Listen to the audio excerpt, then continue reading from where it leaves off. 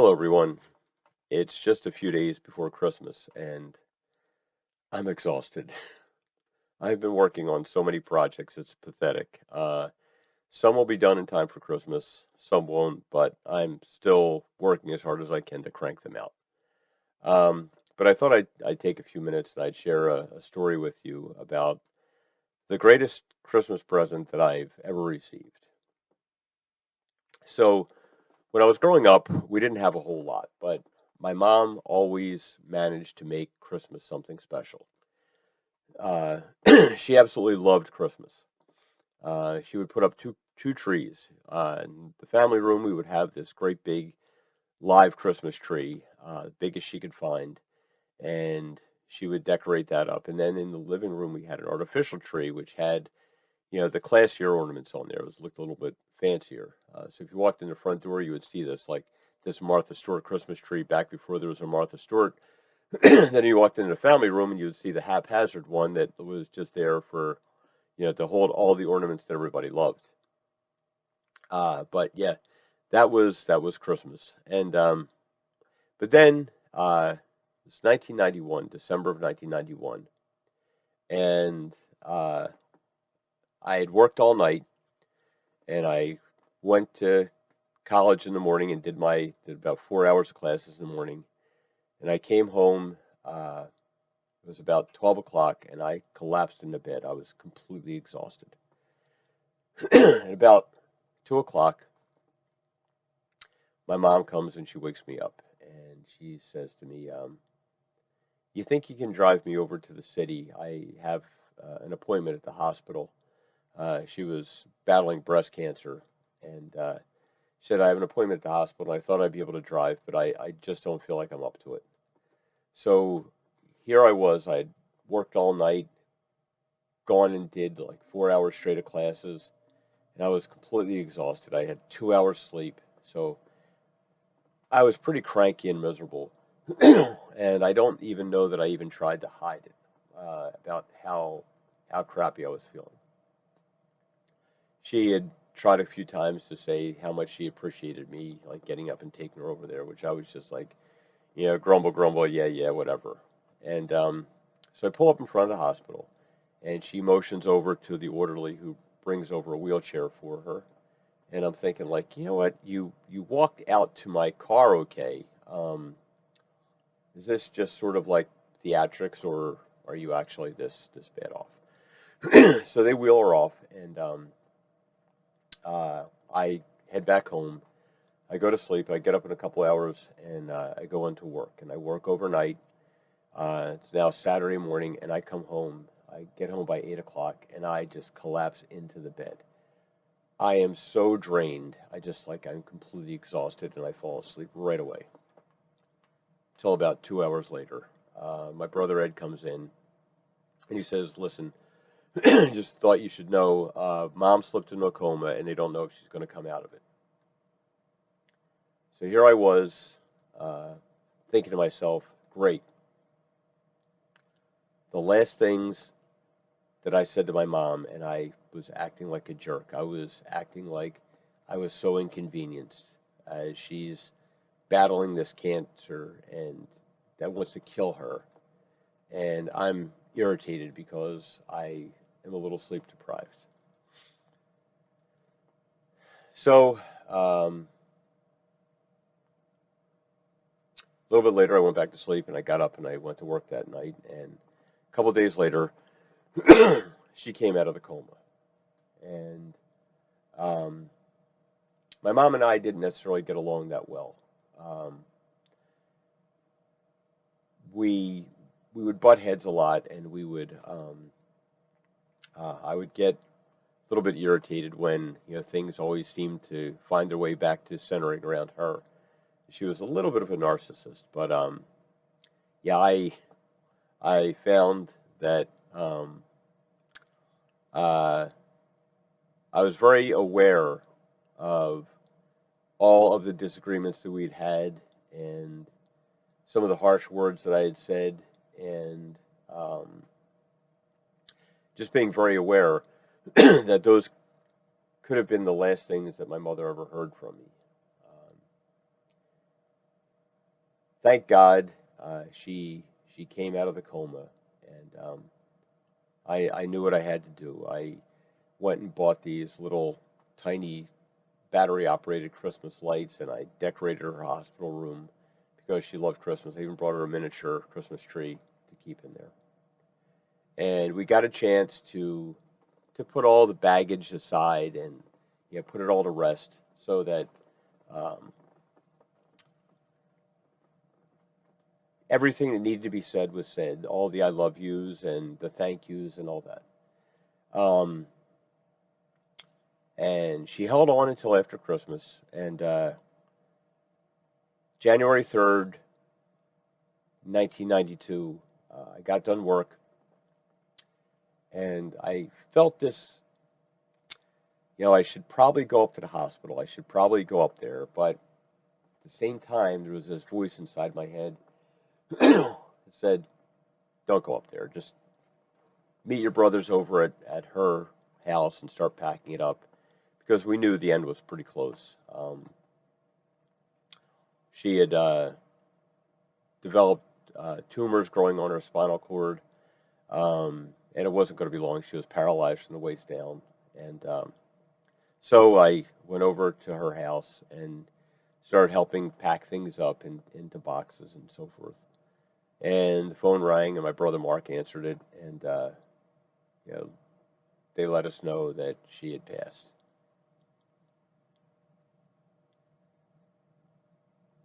So I didn't realize it at first, but in time, it became pretty apparent to me that I had just received the greatest gift, the greatest Christmas gift that I would ever get in my life. And that was that God gave me that opportunity to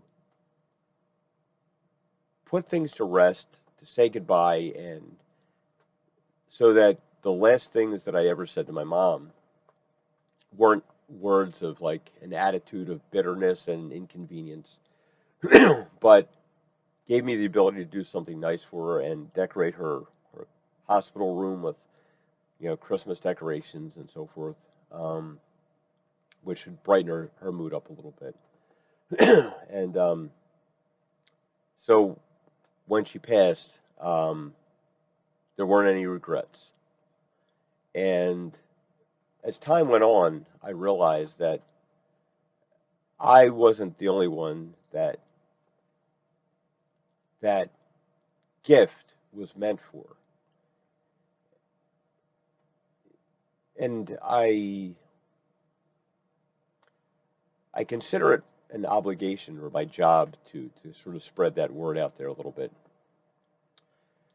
That I realized how lucky I was. I realized how very fortunate I was that I got that opportunity to put all the nonsense behind me and to say the goodbyes and to say the I love yous and to go on with the rest of my life with a clear conscience. But not everybody gets that chance. Well, everybody has that chance, but most people, or many people, squander it. And so as I pass this gift on to everyone else, it's my advice is to don't leave arguments hanging and dangling in the air. Don't leave things unresolved and unspoken. And don't hold unnecessary grudges. Now, granted, there are people in your life that will push you to your limits, and if you know you've done all you can, by all means, feel absolved, like that. You know that you have done what you can to heal things. But for everyone else, that if there's doubt, if there's some questioning, did I actually do all that I could? Take those opportunities, especially now. When my parents passed, it was just getting into like an affordable digital age, and unfortunately, I don't have any video recordings or even voice recordings of my parents, and it's been 30, 31 years. And I would like to say that I would remember their voices if I heard them, but I can't honestly say that. Um, I would like to say that I would remember their faces, like if I saw them, but I can't honestly say that. So my advice, and I implore everyone that gets a chance to see this video, to take this advice, and that is do your best, do your very best to resolve the things you can resolve, to tell the people in your life that matter to you that they matter to you, that you love them, that you care, that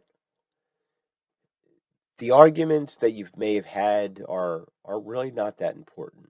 They're not as important as the good times you've had. And so when the day comes where you say goodbye to them or they say goodbye to you, you can have a clear conscience and not be burdened with that regret. So it's Christmas. It's Christmas time.